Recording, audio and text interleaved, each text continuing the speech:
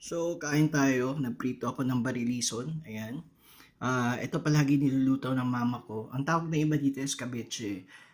Pero sa amin, sa bahay, ang tawag namin dito sweet and sour. Kasi ito yung yung tawag namin pamalit do sa kasi pag makain kami sa New Asia dati, pag naandyan boss ang nanay ko, lagi nag-order ng sweet and sour, and ito naman isda na to is barilison. Ayan.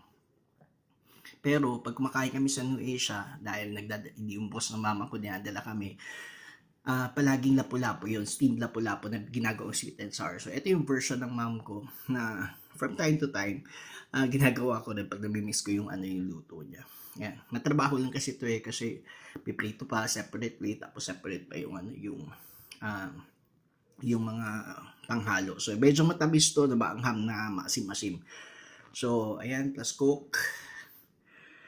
So, tara, kain na tayo. Bye.